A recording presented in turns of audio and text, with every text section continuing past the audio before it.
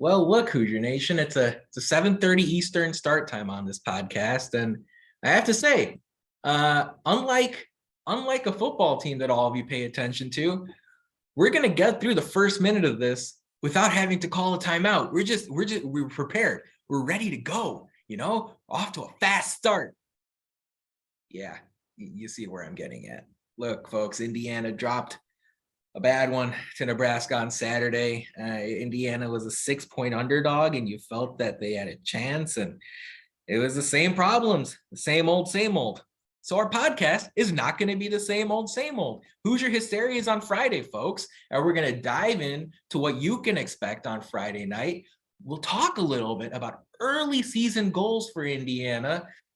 There's going to be a basketball game with the Hoosiers in this calendar month. And we're going to dive into so much more here on episode 266 of the Hoosier Sound. We're the official podcast of Indiana HQ, recording this edition of the Hoosier Sound on Monday, October 3rd, 2022, where I'm your host, Nathan Krishnan.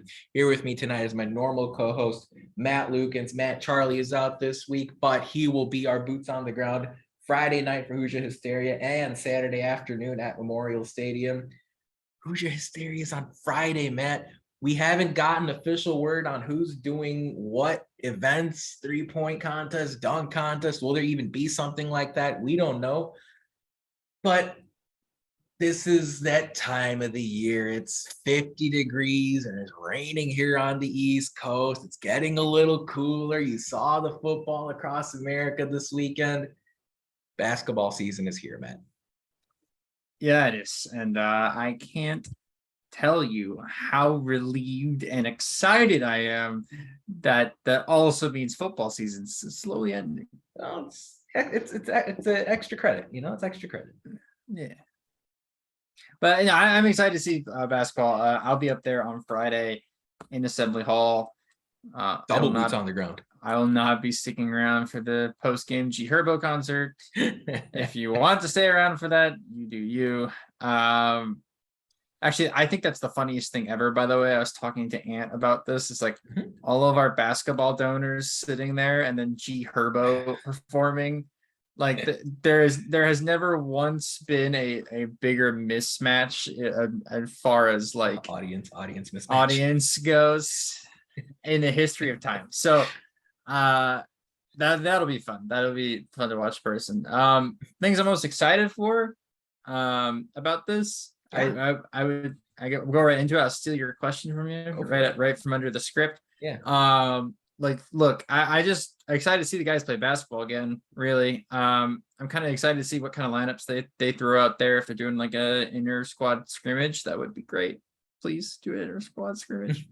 That would be awesome. I would love to see some of the combos they're doing and what kind of shots they're taking and what kind of plays they're running. But other than that, just like seeing the guys have fun with each other and being out under the lights, Silly Hall, seeing the freshmen, be fun. It's going to be absolutely awesome. The school announced recently that ESPN's Courtney Cronin and the NFL Network's Rhett Lewis will serve as co-MCs. Both are IU grads. Cronin currently covers my Chicago Bears. Rhett Lewis does the IU radio analysis alongside Don Fisher. He's been an excellent listen, folks. If you haven't been able to listen to IU football games on the radio this season, he brings a lot of energy and he brings a lot of enthusiasm to the broadcast, which as something that Indiana football really needed. As you can understand, watching some of these football games, that's very much needed here as Indiana continues their football season. Simon Scott Assembly Hall will open at 6 p.m. on Friday night. Event will start at 7. Students can line up starting at noon on Friday. Wow. Yeah, you can line up there. General admission, free admission for students. And so you can get in. It's free for everyone. Now, it's unfortunate we don't have a 3-point contest lineup. We don't have a dunk contest lineup. We don't know what tricks IU has up their sleeve for this event on Friday. But, I'm sitting here and I'm just really excited to see the personality that some of the younger players bring to this team, right? You don't know who Caleb Banks is yet. You don't know who CJ Gunn is yet. And possibly after Friday night, they get remembered for something. I don't know. I don't know. Do they just is one of them? I hope the only thing they aren't Victor remembered for. Oladipo in the making with the pipes. Is that what we're gonna see on Friday night? Look, I hope that that's not the only thing that some of these guys get remembered for is their appearance at a Hoosier Hysteria. First impressions. You know what I'm saying? First impressions are nice, yes. And so the whole squad. Of course, you can't ignore Jalen Hood-Shafino and Malik Renault. I don't know. They have some sort of Montverde game plan up there. Stuck in their magic trick in there. Just just up interesting. their sleeves. Yeah, I don't know. I'm just asking. We'll see. We'll see what they've got in store. It's a great opportunity for Indiana's players to show a little bit of who they are, show their creativity. And I think that's exactly what this event's going to be all about. I cannot go any longer without pointing out that the IU women's basketball team will be profiled as well. A great opportunity for all of you to quickly get to know this women's basketball team that once again will be an AP top 25 in the AP top 25 all season. Sydney Parrish, the new player you need to know there, as Indiana will once again be a stalwart in the women's game. I think overall, man, it's going to be such an exciting event. It will be on BTN Plus for those of you who are unable to attend in person. You can watch it there.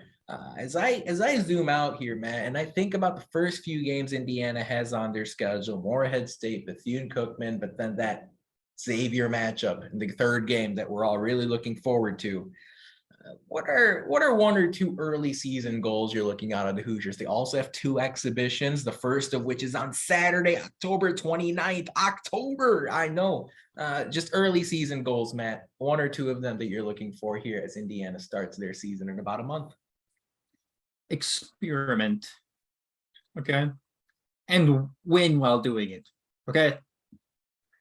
And that means I don't want you, like the staff, to have to try to figure out the solution to problems, major problems that could be foreseen, like, I don't know, a lack of 3-point threat. Figure that out the first couple games, not in February. Because that would suck if we had to go through another season of that again, especially with all the preseason hype that's been placed on the Hoosiers. So figure it out in the preseason. If that means playing Anthony Leal 30 minutes in one of these preseason games, do it. It doesn't hurt. Okay. I mean, obviously get everybody a run out, right? But let's try putting people that we know have shooting talent in positions to shoot the ball and see how they do it in real game action. And if they can do it, let's try to get them more game time, because Lord knows this team needs to shoot the ball. What would you, if you were Mike Woodson, or if you were Yasir Rosemond, or another assistant on the staff, Kenya Hunter, Brian Walsh, right? Like if you were in charge of leadership on this team, right, would you place more emphasis on the shooting ability you see from your players in practice, closed door practices, or would you put more emphasis on their shooting ability in the exhibitions and then the two regular season games before that big Xavier matchup? Well, I'm gonna use a real life example from myself. Okay. Yeah. I took a basketball class once, and they did like a draft where you drafted people from the class. And I had never played organized basketball before at this point. It's like my sophomore year at IU. But I'm a good spot up shooter. So I was sitting in the corner one day before the draft, and I think I made 10 threes in a row. And so this guy, who was a starter on Carmel's basketball team and in the basketball class, drafted me second overall. Wow. I proceeded to make 0 3-pointers for the rest of the class in game. Okay. So that goes without saying. Like, practice is one thing, but there's a whole just mental element about in game. Yeah. And there's a different speed, right? It's completely different. You're thinking about 9 different things while you're catching the ball and trying to put up. Practice is great. Everybody can shoot in practice. Me, who has the worst jump shot in the history of time, can shoot in practice. I cannot shoot in a game. There are some people that can't shoot in the game. Let's figure out who can shoot in game and who can't, because the people that can't should not be shooting. Justin Smith. Yeah, that was good times. I'll never forget. Justin Smith is someone who, in person, I think in the Indiana HQ, the Hoosier Sound era. Okay, there's no one who I saw in person and I said, man, that guy needs to be in the pros. And then the difference between that reputation and then what you saw on the court was drastically different. Justin wasn't a bad player, but he's far from an NBA player. And so it's funny to see that discrepancy. It's the first thing that came to the top of my mind when you mentioned that. Just Simmons and Troy Williams, or not just Justin Smith and Troy Williams. Well, Troy Williams, I mean, he played in the league, right? You know, like it's a little different. He did. It's different. It's different. It's a little different. It's different. Anyway, I think that's the case. By the way, extreme diversion here. I talked about, we don't know who's in what events for Hoosier Hysteria. And Matt, you mentioned, hey, is Anthony Leal the shooter on Indiana men's basketball, or is it Tamar Bates, or is it CJ Gunn, or whoever? Very possibly the best shooter on campus right now is an incoming IU women's basketball player named Sarah Scalia, who transferred in from Minnesota. And I mentioned Sydney Parrish earlier. I don't know if Indiana is going to have a 3-point contest, but Sarah Scalia is someone that you really hope gets a proper shot here. I think she's someone who's going to loudly splash onto the scene, assuming she's healthy and she's able to participate here in Hoosier Hysteria this upcoming weekend. It should be really exciting. Very much looking forward to all the different twists and turns. For me, Matt, as I think about early season goals for Indiana, I'm actually going to look a little bit to the front court, right? And there are 4 players I'm paying attention to. It's Caleb Banks, Malik Renault, Logan Duncombe, and Jordan Geronimo. And those are the 4 guys I'm paying attention to in the 2 exhibitions and then the first 2 regular season games before Xavier, where I think practice for the next 4 weeks is going to be massive in determining that the result of each of those players over the course of the season, right? If we see Caleb Banks get a lot of playing time early on, or if we see Logan Duncombe getting a lot of playing time early on, or either of the other 2 guys, that means those players have put in that hard work and that time and that effort in the offseason. And Mike Woodson's paying that off with playing time. Woodson told Jon Rothstein on the most recent podcast that Jon Rothstein did, which I believe came live today on on Jon Rothstein's Twitter page. You can find it there. But Woodson basically pointed out it's a 10-man rotation. And 10 is going to be a hard number to get to. These are 3 scholarship players. Like, I feel like every one of the 13 scholarship players can play, but 3 of them aren't going to. Right now, off the top of your head, who are the 10? I mean, we know who 5 are, right? We know the first 5, right? Yeah. No, I think my answer to the last 3 are CJ Gunn, Caleb Banks, and Logan Duncombe, but I feel like that's the boring answer. I don't know. Who does that lead? It leads out Trey Galloway, Anthony Leal, and I think Galloway plays. I think Leal plays. I think Renault plays. I think Geronimo plays. Hood Shafino, Johnson. Well, we've heard that Logan Duncombe's going to play as well, and that's what I'm saying. But then Woodson also points out 10. So if Duncombe plays, who gets the seat? Right? I don't know. Who you tell me.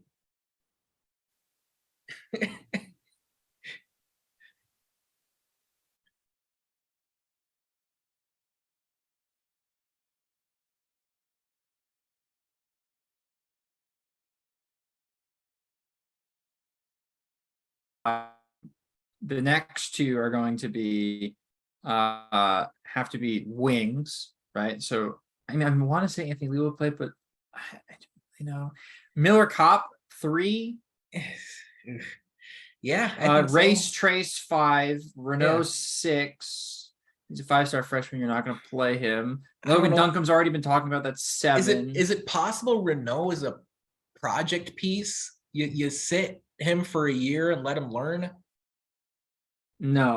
Break glass in case of emergency? No, there's no shot. He's got to play. I think he's too physically ready to play. Like you can't stop him from not play. His rebounding is going, especially on a second unit, would just be really nice to have. Trey Galloway is going to play if he's healthy. I think so. Yeah. Leal's going to play if he's healthy. I don't Who's know. the other guard? CJ Gunn, I guess. Tamar Like Bates. that. Yeah, CJ. I don't know. Tamar Bates. Tamar Bates. I'm forgetting yeah, about Tamar okay. Bates. I Tamar Bates. lost you for a second, which is why I'm not. Anyway, okay. Yeah, Bates. I haven't talked about Tamar Bates. So CJ Gunn. Who's left? CJ Gunn, Banks, and one more wing player. I'm forgetting. Caleb Banks. Oh, you said Banks. I didn't even talk about Geronimo. Geronimo has to play too. Yeah. So that's what I'm saying, right? So when Woodson tells Jon Rothstein, pretty legitimate information, they're credible information, that Indiana's going to be looking at a 10-man rotation. Maybe that's our answer. Maybe that's the biggest thing we find out in the first couple of games, because that means assuming health, right? You know, maybe your Renault thing is right. Maybe you're right about Renault, because like Geronimo Duncombe comes in at the 4 and 5. Like where does Renault fit in? But yeah, my thought there is, you know, Renault, when Renault committed, he was a bit of a you know, look, hey, race, Trace, Geronimo, like if all those guys stay, great. If they don't, well, we need someone. And so Renault came in, right? Brought him into the fold. I mean, it feels like a really good education opportunity for him, right? I mean, who better to learn from than the guys ahead of him on the depth chart, assuming they're ahead of him. I don't know. All in all, though, if I think about learnings, big takeaways from the first couple of regular season games, and maybe even the exhibition games, to me, it's who are the three that sit out? And if you ask me, you know, this, I don't know, injuries could answer the question for you. But assuming all 13 are healthy, you see where Mike Woodson wants to take this team. So can't wait to see how that plays out. Is Leal a junior this year? Yeah. It's his third year. I'll get the official word on that. Sounds right, though. I have a feeling he's the guy that's going to take the L, but we need shooting, so it doesn't really. I mean, I've said that with Anthony Leal. He's, by the way, eligible as a sophomore this upcoming season. So third year on campus, but sophomore eligibility, COVID related. I said that with Anthony Leal the last 2 years, but I don't know. At some point, like you saw him on short notice get called on at home against Nebraska last year, looked good in his time. He got called on short notice at Northwestern with all the suspensions, and he held his own. And at some point, I think Mike Woodson, if his team especially struggles making shots during scrimmages in practice, struggles making shots during exhibition games in October and early November, at some point, you know, the one thing you haven't tried yet, as far as returning players are concerned, is more shots for Leal. I don't know. To me, that seems like a reasonable next step. Leal's done nothing. Leal's done nothing to, you know, hurt his chances of playing. All indications that the players love him. All indications are that his, previous coaching staff liked him. The current coaching staff liked him. So, yeah, I'm sitting here. I don't know. I think it's going to be a fascinating question. And if we do see a scrimmage on Friday night, maybe we get our first in at that. Yeah, true. And then my last question for this whole thing is, who I'm looking forward to in the preseason, like who has improved their shooting? Because like everybody is talking about being in the gym and actually working on their shots, but like who actually like legitimately improved, right? Because you know, last year Race Thompson took a jump, and that was about it as far as the shooting goes. You know, does Miller Kopp have a more consistent year? Does somebody like Trey Galloway take a step and pick that up? Is it Tamar Bates, who everybody's expecting to, right? Who is it that's going to be taking shots, and are they making them? Yeah, that's a great point. And I mean, look, make no mistake about it. There's plenty of chances, right? I mean, Rob Finney not on the team anymore was at 26%. You think about some of the How many returning times guys. did Rob chuck up a 3-pointer for like no reason and everybody just went, I mean, it was three. He took the third most threes on the team last year. Of course, you do lose on Parker Stewart's shooting ability.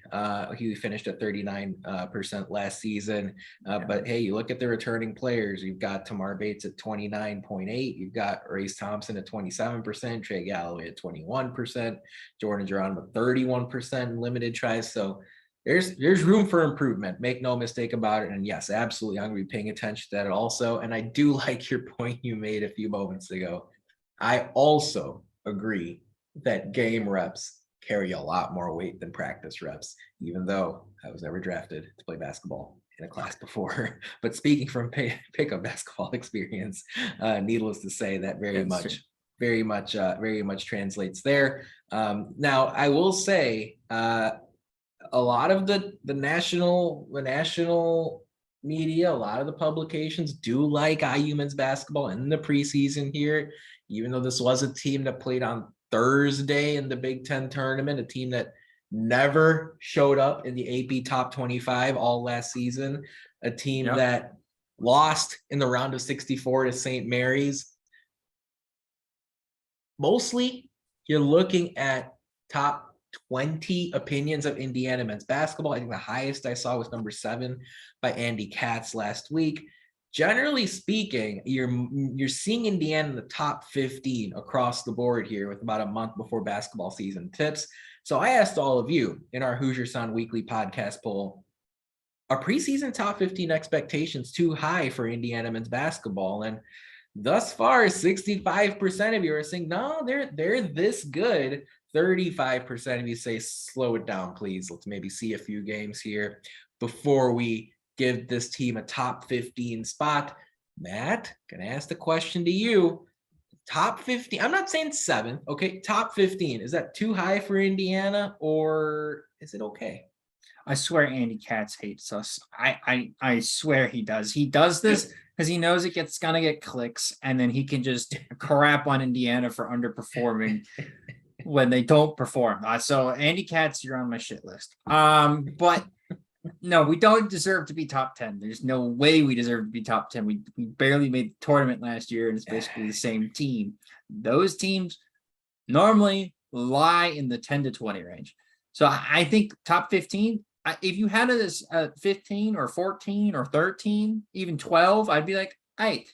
But I think anything above that, even like a top 10 rating, right? Even if it is number 10, I think is completely and utterly undeserved. So I'm just kind of sitting here like, well, I'm in the prove it stage for IU more than I'm in the I think we're there stage, right?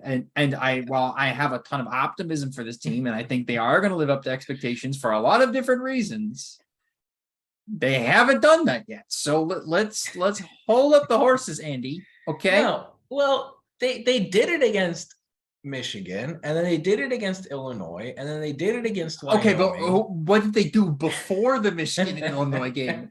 Nathan, all I'm saying answer me that. What happened this... before the Big Ten tournament? We are getting a top 20 rating, a top 10 rating, as number 7 rating based off of 3 games played in March, back to back to back.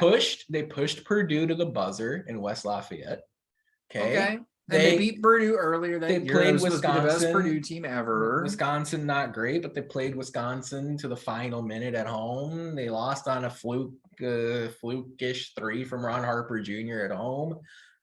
I forgot about that Ron Harper 3. I'm still mad about that. Yeah, sorry for the cold sweats and the flashback. Yeah, look, all I'm saying is, especially in 2022, where it's the day and age of the transfer portal, it's a day and age where film of every team is readily available to every other team. NBA draft declarations are all over the place. You have NIL to deal with too.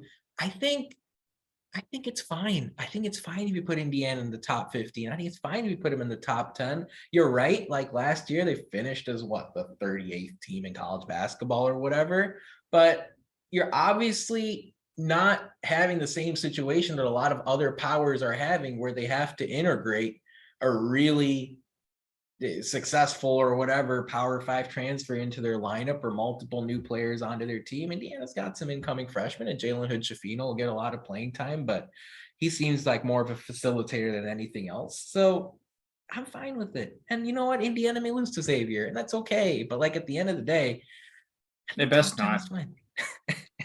They best not. I'm gonna think be. the sky is falling if they lose to Xavier. Even though Xavier is pretty decent. It's going to be a tough environment. It should be a great game. I'm very much looking forward to it. So yeah, Friday, Hoosier Hysteria, folks. Lots to look forward to. IU men's and women's basketball. Both teams, we think, going to be in the top 25 all season. Now it's time for Who Won the Week this past week in IU sports, and we're actually going to head to the Diamond, where Munster native Craig Dedelo, who used to play baseball at Indiana University, led all Chicago White Sox farmhands with 27 home runs, all of the White Sox minor leaguers in their system. It was Dedelo who led all of those White Sox minor leaguers with 27 bombs. He hit 22 of them at AA Birmingham, 5 of them at AAA Charlotte. Hey, you know, the way the Sox season went, maybe we'll see Dedelo up in the majors next season. They certainly need some power hitting in that lineup, to say the least. And maybe it'll be a region hitter and an Indiana baseball alum who cracks it into the majors for the White Sox here. But Craig Dedelo, shout out to his wonderful season in the minor leagues. Plenty of other Hoosiers doing great across the NBA as preseason kicks off. NFL. I saw some video of Peyton Hendershot. The nugget there was, I believe the Cowboys had kicked a touchback on all 17 kicks through this point until Sunday. And on the 18th kickoff, their kicker sort of didn't hit it cleanly or whatever. But it was Peyton Hendershot who didn't relax. He didn't slack off. He was busting it down to the other end of the field in kick coverage, and he made the play as the Cowboys knocked off Washington. So Hendershot, who had a really good game on Monday night against the Giants in week 3. They love him there. Also flashed on special teams in week 4. Not too shabby of a deal, right, Matt? Hendershot, Dallas Cowboys making some plays. Pretty good life. As an Eagles fan, all I want to say is I hope that he does very well and that the Cowboys lose every single game from here on out. Thank you. So harsh. All right, folks. Look, a friendly reminder, if you'd like to follow us and subscribe to our podcast for free, all you have to do is search for The Hoosier Sound wherever you listen to podcasts.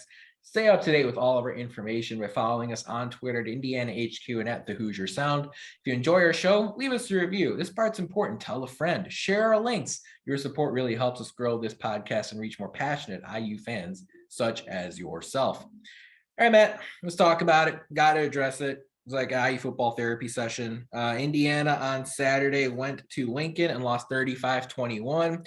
In a entirely predictable game, right? It felt like it was going to go one of two ways. Either Indiana was going to start fast and take the crowd out of it, or Nebraska was going to start fast and show that they had the more explosive offense and they were a little bit inspired after the bye week. And that's exactly how it happened. Nebraska jumped out to a 21-7 lead. Indiana had to call their first timeout before even taking an offensive snap. Indiana didn't show up on offense, but for 2 drives at the end of the second quarter. A lot of the concerns with the offensive line resurfaced. The defense once again leaked a couple of big plays in the passing game. Matt, we're going to dive into 1 or 2 key questions here with Indiana football, but just your overarching thoughts from IU's loss on Saturday, where Cam Camper and DJ Matthews were unavailable for Indiana. I think that's the key one. Honestly, that's the copium for this, is that we are without our 2 top targets. It's actually, you know, as an Eagles fan, I've seen this before a couple of times. When your quarterback loses not only his first, but his second best wide receivers at the same time, you know, whether you like it or not, he doesn't have the same relationship with his number 3, number 4 guys as he does with his number 1 and number 2 guys. And so you're having to bring in people who he's not normally throwing to. And that hinders the offense a lot. So for this game and this game only, I'm giving the skill weapons guys a pass. I'm just like just from quarterback down. You saw Emery Simmons, you saw Anderson Kobe, Yeah, you saw from Javon Swinton. quarterback down to wide receiver. I'm just giving a pass. The offensive line is not getting a pass, and the coaching staff not switching the offensive line earlier in the game, also not getting a pass. That is terrible. The defense gets a giant, humongous, unprecedented F- for this game. Even though they had the one game-changing play, I think it's a little harsh on the defense. No, they're gonna F-. Look. To be fair, Well, I think no, that's a little. no. Nebraska can score. This Nebraska team, not nearly as good enough as our defense on paper. They're just not.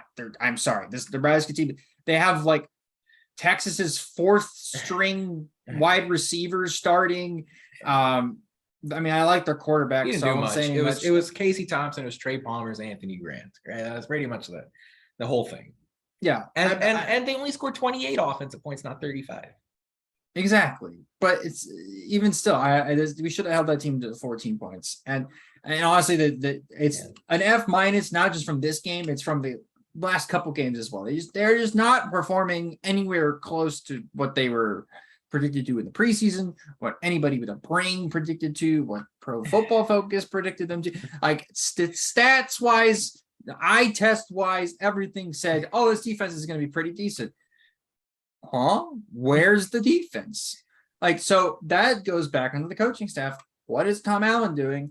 And now we're getting to the point where, look, and I'm going to look smart and right because I said that IU was going to win any games after the first three. Yeah, and it is starting to look like IU's not going to win any games outside of the first three. And now, after a 2-10, 3-9 season last year, 2-10, 2-10, you're gonna follow up with a 3-9 season the season after. You got to start asking the question: sure, does Tom Allen's seat start to get a little warm? I'm not saying he's on getting fired territory. Right. All I'm saying is, are we going to be calling some agents just to kind of check out who would be interested in Indiana at this point? Because I don't think so either. I don't think so. But I think that there is a conversation that's needed to be had with Tom Allen from the athletic department saying your performance this year and the last 2 years honestly has been unacceptable. And if you want to blame that on your assistants, that's actually totally legit copium. That's fine. Like that's okay, but then you have to tell us and we have to, as a fans have to force the athletic department to put money in football, because the only way that IU remains in the Big Ten is not because we're good at basketball, is because we can somehow, some way find a way to be competitive in football. That's how the conferences make the money. That's how athletic departments make the money. And if you're not winning every other year, I'm winning in Indiana is 6-6. That's all we're asking. If you're not making a bowl game every other year at Indiana, there needs to be a change, whether it's offensive coordinator, whether it's defensive coordinator, whether it's offensive line coach, make a change.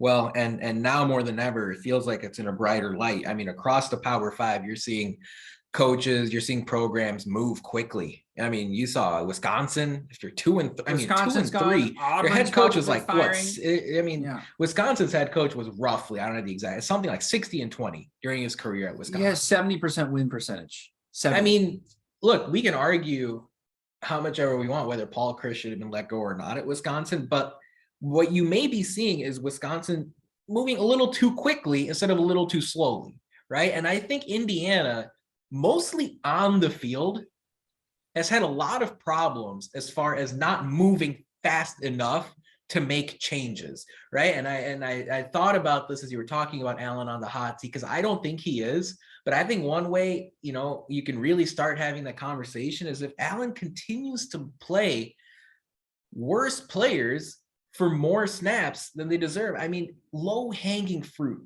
We're talking about playing Josh Henderson more than Shaun Shivers. And it's not that Shaun Shivers is bad. It's that Josh Henderson has earned his snaps, and he earned them as early as that Idaho game, where you saw Henderson make solid decisions with the football. He's one of Indiana's highest graded players in Pro Football Focus. Shivers is good. I want to see Shivers as the changeup, not the fastball. And if Henderson gets on the field first and second down, whether through catching the ball, taking those carries early in the down sequence, you may have a 3rd and 2 where Shivers is a lethal threat and can put a defense like Nebraska's off balance. I don't expect that to happen against Michigan or Penn State, but a defense like Nebraska's or Rutgers or Maryland, now you can start winning the margins a little bit. We've seen Parker Hanna for far too long, and it's not that Parker Hanna's bad. But when Josh Sales came in for a couple of games earlier this year, you saw him really effective. And Josh Sales is a Tom Allen guy. He's a Darren Hiller guy. So play him. He's deserved to get those snaps. I mean, Jaylin Lucas, at the end of the second quarter against Nebraska, reeled off a run that got me out of my seat. Yep. I went, whoa, what? And I knew Jaylin Lucas was fast. You know why? Because Tom Allen and Walt Bell and 24/7 Sports Recruiting Team told me he was really fast, and he showed out in practice, even though he was 17 years old back in August. He's now 18.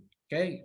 Happy birthday, belated, Jaylin Lucas. And against Nebraska, he reeled off an unreal 36-yard run. And then you didn't see him touch the ball again. And Tom Allen on Monday said, oh, yeah, we need to bring him as part of this offense more so. But look, you've got to make changes more quickly than that. I really don't understand this coaching staff. Common sense. I just don't understand how you can look at results in the game and go, well, that's a fluke. But we just talked about this, right? With basketball. What matters more?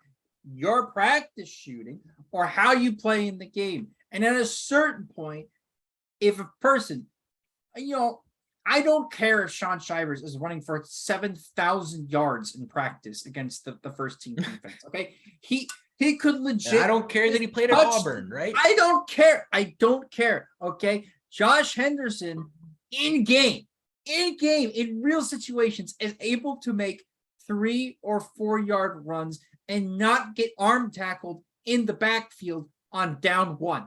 That's all I'm asking. If the run play isn't going to work, then it needs to at least get 0 yards. Okay. If it's not going to work, just get stopped at the line of scrimmage. Okay.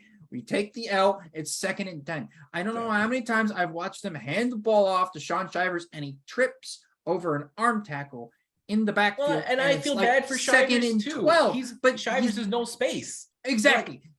A running back like him needs an offensive line that doesn't look at defensive linemen and go, El Toro, I don't need that. Okay. I don't need the running of the bulls offensive linemen. Okay. I don't need what are they called? The matadors. I don't need I don't need matadors for offensive linemen. Okay. Because guess what? We are going up against Michigan next game, and their defensive line, while are not world beaters, they're not Ohio State's defensive line. No. Are really good. And to go back to the Matador reference, these are very angry, upset bulls we are going up against, okay? And Connor Bazelak, God bless his soul, has tried to make it work while he's got 3 people in his face every single down. How are you supposed to play the game? If I'm playing on this team and I share a locker with one of the offensive linemen guys, I'm making him do push-ups using my body or doing bench press with my body until kickoff. I don't care. You're trying to get stronger. You are improving. For God's sake, this offensive line is literally dragging this team under 6 feet under. They are killing this team. And the defensive line ain't far behind them either. And what's funny is you saw Indiana sort of, stumble their way into a change that worked, right? You saw Zach Carpenter come back from injury and he slid over to guard, and Mike Caddick took the center reps, and Indiana made a marginal improvement on the interior. And all I'm saying is, Common sense goes a long way. And these are your players, Tom Allen. You recruited these guys. They committed to you. They transferred to your program with you as the coach. Lean on your depth. And Josh Sales is there, and he's looked good in his limited snaps. And Khalil Benson's there, and he's looked good in his limited snaps. Indiana has an adaptation problem right now, and they're not making changes quick enough. You're seeing quick changes off the field at Colorado and at Georgia Tech and at Wisconsin. I mean, Georgia Tech made their change at head coach and went on to beat Pittsburgh on the road as significant road underdogs. And look, it's not that severe with Indiana, but you got to move much more quickly on the field. No one on this roster is unbenchable except Cam Jones, except Tywan Mullen, and I don't know, DJ Matthews, Cam. Yeah, I mean, otherwise, Luke Haggard probably at left tackle. I mean, otherwise, this is a team that, use the bench as a motivator if you need to. I mean, make changes quickly. And again, the Jaylin Lucas thing, and by the way, I saw all of you on our social media during the game. If you aren't responding, if you aren't hitting us up in our mentions and liking and retweeting our stuff on Saturdays during college football season or during games and men's basketball season, I mean, all of you are not getting paid the big bucks to make the decisions as far as this roster is concerned. And all of you said, where the heck was Jaylin Lucas? Instead, you had to painfully observe an Indiana offense that had 70 yards in the second half and I think 5 yards in the fourth quarter. It was absolutely ridiculous that Indiana, by the way, didn't let Jaylin Lucas cook. I mean, look, what do you have to lose? This is, by the way, against one of the worst, if not the worst defense in the Big Ten. It is the worst. I mean, they changed their defensive coordinator, but you're going to see Rutgers put up 30 on them on Friday. Yeah, Rutgers put up 30. I mean, outside of Michigan State, maybe Northwestern, they might be the worst. I still think it's, I mean, whatever. I can't.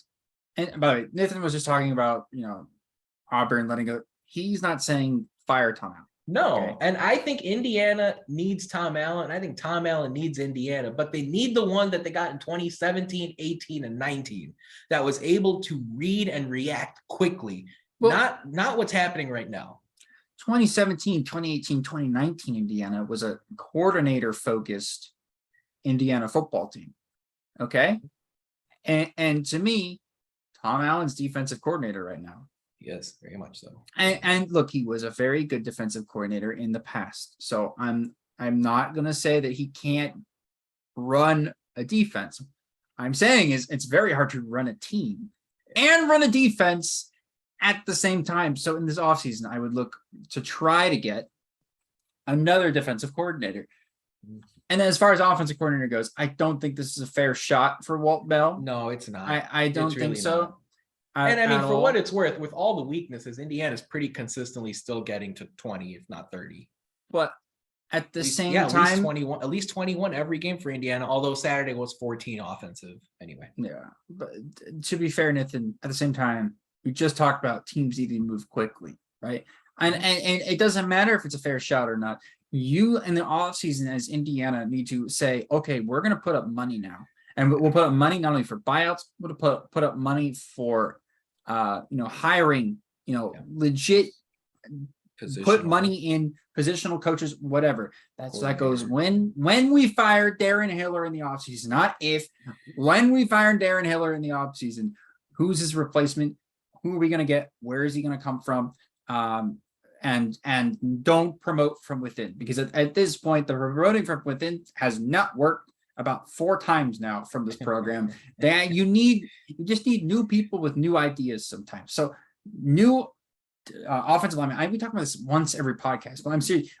New offensive line coach, and then heck, go and ask people who's available that you would like for offensive coordinator. And if you can get somebody better than Walt Bell, if you can get somebody that's an up-and-coming rising star, if you can get somebody from a mid-major that plays a decent brand of football, I know it would be 3 offensive coordinators in 3 years, but I could care less, okay? If you can go and get better coaches, you go and get them and allow them to show why they should be head coaches somewhere else.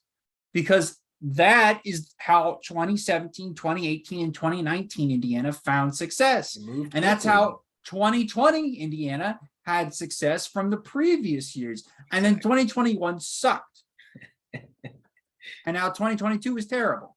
I don't know. I mean, I see the same problems continue to pop up with this team, and it's really surprising. I mean, it's not surprising the offensive line struggling all that much, but the fact that Indiana continues to look sluggish at the start of games, leak in coverage on those few explosive plays each game. I mean, let's go, move quickly, change things up. No one's spot in the starting lineup is a lock except for the few players we talked about a moment ago.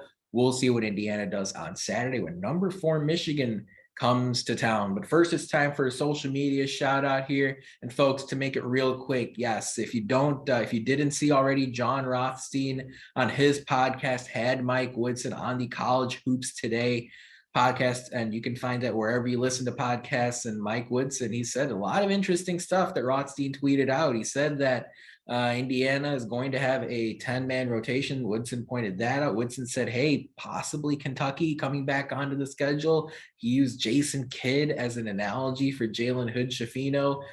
I haven't listened to it yet. I'm looking forward to seeing what Coach Woodson has to say on the College Hoops Today podcast with Jon Rothstein. That should be a good one there. He was on it right after he got hired in 2021, and it was good to see Coach Woodson reappear on that podcast here. Can't wait to give it a listen.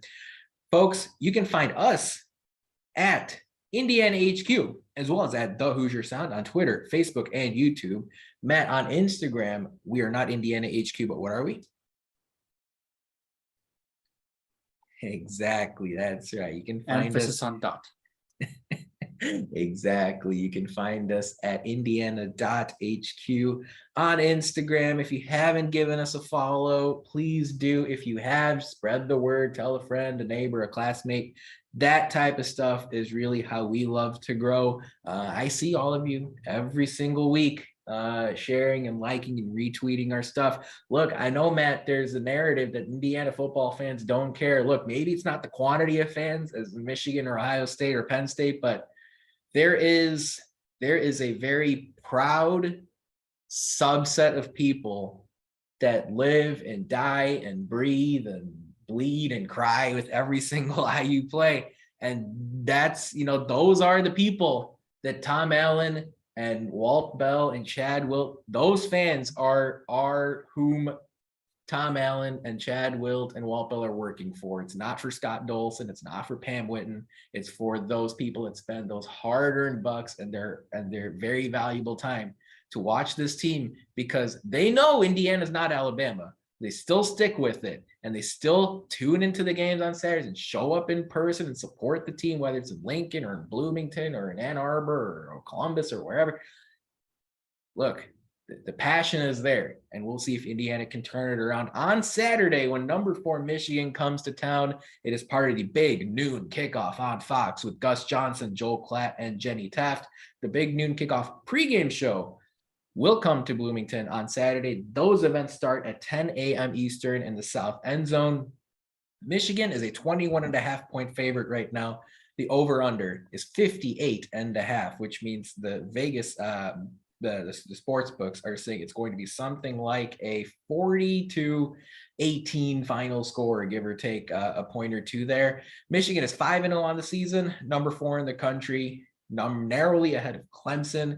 The last couple games have been a little, they had Maryland at home. They went to Iowa. Again, both of those teams are goodish, and Michigan pulled away, beat Maryland by 1 score, beat Iowa by 2 scores. Jim Harbaugh is the head coach. New offensive coordinators for the Wolverines, Sharon Moore and Matt Weiss, are splitting the offensive coordinator duties after Josh Gaddis went to Miami. Indiana won 38-21 against Michigan in 2020 back in Bloomington. Michigan returned favor loudly last season in Ann Arbor 29-7. That Michigan's loaded. I mean, JJ McCarthy's the quarterback. He's decent. Blake Corum's a Heisman candidate or running back. Ronnie Bell and Roman Wilson are beasts at wide receiver. Michigan obviously going to be great in the trenches. What do you think is Michigan's biggest strength here as you look into them coming into Bloomington and then just overall for them over the course of the season? Last week, finally, their offensive line was fully healthy. And instantly their run blocking became one of, if not the best thing that they do. I mean, it allows Blake Corum to run for like 150 yards a game or something ridiculous like that. And it's like that's against Maryland and Iowa. Like Iowa might be a terrible football team, but they have a top 10 defense on that team. Yeah. They do. They like legit top 10 punter too. I was saying on Ant's podcast last week, I think I mentioned this on the podcast, I'll bring it up again, but if you combined Maryland's offense and Iowa's defense, I think you'd have a top 10 team. So that's how good I think Iowa's defense is. And this team put up 27 points on Iowa. Yeah. And honestly, like it wasn't even close. Like it was 20-0 going into the fourth quarter and ended up being 27-7. It was 27-7 until it's touchdown with 30 seconds left. Yeah. So and they were like fully in control. It was never in doubt. They were fully in control. This is a well-functioned football team. They might come into Bloomington and have an off game, and therefore I could see Indiana keeping it close if they do that. But Indiana in no world is winning this game, and they're not. It's not even close. It's not even up for debate at this point. I can't even go copia mode and predict that IU could possibly pull off a victory. They're not. Now, no. I would personally enjoy if IU could figure out some of their problems, show some solutions, and keep it close into the fourth quarter. Absolutely. That would be great. But this Michigan team is going to play one of the best games of the year against Ohio State later this year for a trip to not only Indianapolis, but a trip to the college football playoff in general. That is how well put together this team is. And Blake Corum, if you haven't watched him play yet, behind his offensive line, he's so much fun to watch. So if we're down by 20 early, just watch as a neutral and kind of just watch what Michigan does on offense, because they're actually kind of fun to watch. JJ McCarthy's exciting, if not scary sometimes if you're a Michigan fan. But yeah, this game does have major trap game vibes if you're looking at it from a Michigan standpoint. It's the first non-massive atmosphere that Michigan's playing in, and it's in between road at Iowa, home versus Penn State, bye week, Michigan State after that. And again, when we say Indiana's not winning this game, it's not a shot at Indiana as much as, like Michigan State's not beating Michigan, Rutgers isn't beating Michigan, Nebraska's not beating Michigan, Illinois is not beating Michigan, and all those teams are on Michigan's schedule. So what you said, though, that really resonated with me is show that you are able to diagnose your problems and fix them. You want to see a little more time in the pocket for Connor Bazelak. You want to see Indiana start better in the first quarter. Don't blow coverages that quickly. Don't go down and give up a touchdown on the first drive. Let's see those improvements. They don't even have to be improvements. I just want to see changes. Okay. Like at the end of the day, like you know what? The coaching staff might be right. They might have problems and they look at the problems and go, well, we don't have a solution to that. Well, you don't know if you don't have a solution to that, if you don't try to make it a solution. Okay. And if it doesn't work, then great. We go, okay, obviously that was a problem. And then the problem was your planning for the season and roster management and roster building. How did you let this become a problem? Okay. Who did this? Which coordinator believed in what guys that didn't live up to expectations and didn't get the correct training? And okay, let's move on from them this summer. But you can't tell me right now as an Indiana fan that they've tried to make changes, because they haven't. They really haven't. So they don't have to work on Saturday. All right. I don't have to be sitting in the stands and be watching Picasso on the football field. Okay. I know what I'm going to get. I'm going to get 4 hours of my life. I wish I got back in the football stadium. However, it would be a lot nicer if 2.5 hours of that were spent with me and my unbelievable infinite amount of copium, seeing a team try to make changes and keeping it close, and then stabbing me in the heart so I can go to Kilroy's faster. when I was a student many moons ago, the one aspect of IU football that drew my interest was when Indiana will go up against these powerhouse teams in the league, the 4 or 5, the teams that get those 4 and 5-star recruits. Indiana would show up with guys from, Zionsville and Warsaw and South Bend or whatever, and they would hang around and they would counter punch, and People would call us scary. They would put these future NFL Pro Bowlers on Michigan and Ohio State and then Penn State and Michigan State and Wisconsin. They would make them uncomfortable, and they would, you would start seeing the little sweat down, Brady Hoke's face or Brett Bielema's face when, Wisconsin or, Mark D'Antonio. So he said, man, Indiana's up 21-7. What the hell? How did that happen? Look, I'm focused mostly on how does Indiana's first quarter go. Okay. Look, folks, Indiana's going to play in some pretty nice conditions on Saturday afternoon, starting at noon.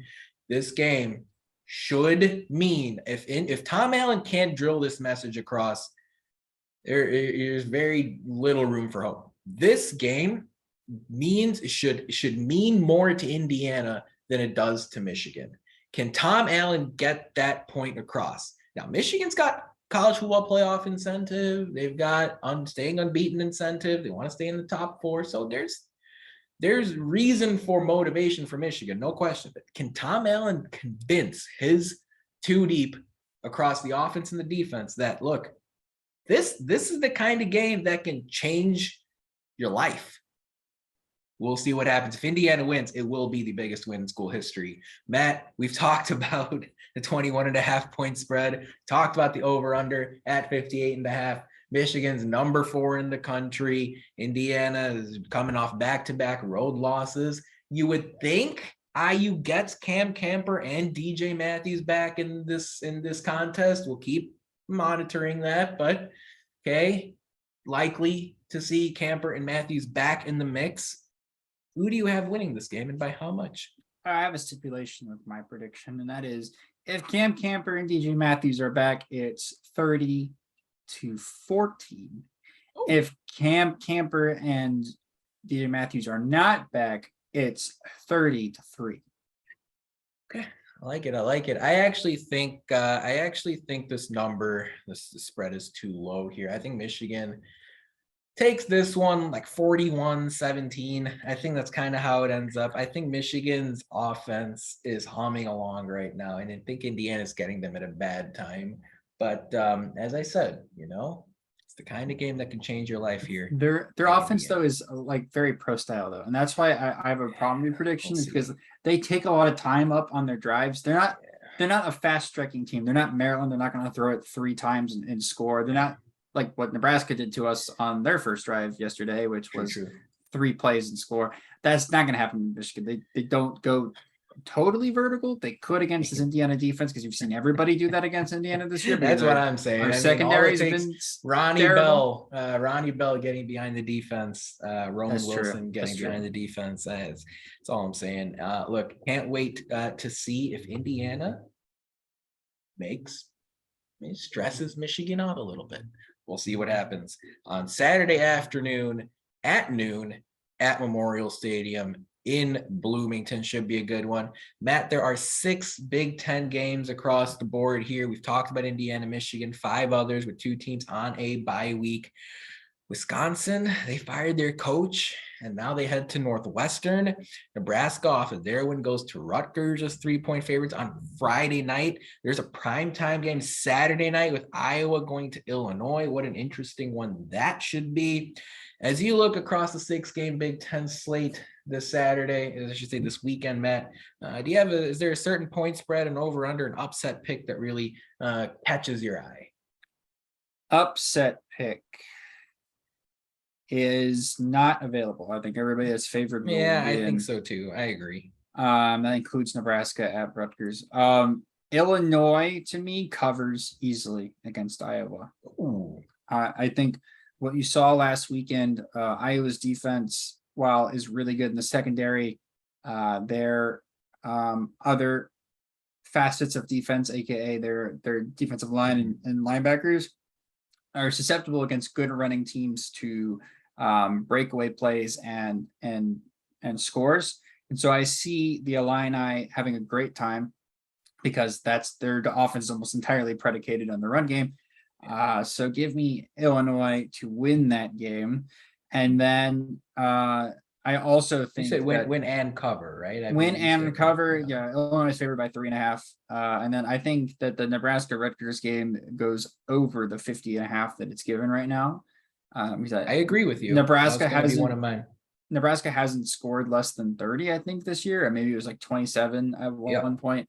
Against Oklahoma, that doesn't count. The Oklahoma game doesn't count. Oklahoma is so much better. Against like neutral opponents or opponents at the same level, they haven't scored less than 27 in a game, and Rutgers is at home, so they should score a bunch. So give me the over on that game. I like that one. I also like the over 35 in Iowa, Illinois. I like 35 is like hilarious. All right. I mean, there's someone you could even get defensive scores in that game. I mean, I think at some point you get 35 some way, somehow. I also have Maryland covering 3 at home against Purdue. I think Purdue's good, and I think Maryland's good, and I think Maryland is like more than 3 I think points Purdue better got than- lucky. I think Purdue for the first time this season actually got lucky that Mo Ibrahim wasn't playing for Minnesota, because that's a completely different team when they have somebody that can run for more than 1.5 yards per carry. So he's kind of the heart and soul of that offense too. I mean, Ibrahim's been. It's built around him. Yeah, It's built around Ibrahim. From an X's and O's standpoint, as well as just a natural sort of cap, like he's the guy kind of standpoint. So I see Maryland covering 3 again. I don't think Maryland's like that much better than Purdue necessarily, but I think 3. I think they cover 3 there. So that's what we like. If you want to get real greedy, I guess you could parlay all 6 favorites and see where that takes you over the course of the weekend. That could be interesting. I will tell you, Ohio Ohio State will win, Michigan will win, Wisconsin will win. That much I can tell you, especially coming off firing your head coach. You're playing Northwestern in Northwestern. Northwestern is hapless. I'll tell you, those 3 teams. Yeah. That's what I'm saying, right? And the other ones, I don't know. Anyway, Matt, as we wind down here on this Monday night, we have digested a lot on this podcast episode. Any final thoughts from your end? We covered basketball, football, Sarah Scalia, Craig Dedalo. Anything else on your mind here as we wind things down? I'm excited for basketball. I think I've said this last 4 podcasts. I can't tell you enough how more excited I am. I'll go into specific one I'm excited about. I'm excited to see the freshmen play. They're supposed to be fun to watch. We've heard a lot about them. Also want to see what has Logan Duncan's improvement been, because he's getting a lot of talk, and I would like to see what. So that should be fun. Yeah, as far as I'm concerned, sort of big picture, right, on college football. Look, teams are moving quickly, you guys. I mean, times are changing very fast in the NCAA, right? You're getting conference realignment, you're getting NIL, you're getting transfer portal as big as it is, and Power 5 conferences, based on what we've seen in the last few weeks, I think maybe Scott Frost started it. That was inevitable, but you're seeing it more and more here over the last few weeks. This isn't the same college football that you watched 4 years ago. I mean, teams are moving quickly to make decisions. If you have 1 or 2 bad seasons, you have a lot of pressure on your shoulders. And athletic directors all across America will think there is grass greener on the other side, which is in this case, if someone else comes in. And I'll be curious to see, right, which teams kind of stay the course, which teams have made a quick, maybe even too quick of a decision. You saw the coaching carousel in the last offseason with college football was crazy, and it already looks like a handful of teams will have openings coming up in the offseason. I don't expect any of these programs to find a long-term fix. I mean, Wisconsin promoting Jim Leonard as their defensive coordinator. We'll see what happens there. I know he's pretty respected across the football circles, but again, he's there on an interim basis even now. So again, things are changing right before our eyes. That opening screams like It might as well be like the howl, like the picture from Krakatoa, the famous howl painting. It might as well be the Batman symbol in the sky for Matt Campbell. That to me is right there, right? Like they're a big program. They want somebody that has their own style of play that comes in and motivates guys, and it's like they play their way and they win their way and they do things their way. And Matt Campbell's that guy. He's that guy. Nebraska then call him. I mean, well, But I'd much then it goes Wisconsin's off, right? Then, hey, Wisconsin Georgia Tech, or I don't know. To me, Wisconsin's got more of a pool with recruits than Nebraska has recently. I don't know, man. We're not going to start this debate. Hey, Wisconsin at least got a 5-star QB the last 3 years. It's been a thing. Yeah, all I'm saying is, bottom line, athletic directors and school presidents have a faster trigger finger than ever before. And so things, you thought things were wild last offseason. Look, I think they're happening again in 2022. But that about wraps it up for our 266th show of the Hoosier Sound. Thank you so much for joining us. We really appreciate your support. To hear more fantastic episodes like the one you heard today, be sure to follow us at Indiana HQ and at the Hoosier Sound. To make sure you don't miss any in the future, you can also go to our website, indianahq.com, to find it all in one place. But as always, thank you for listening, Hoosier Nation, and we will see you next time. Peace and love, go Hoosiers.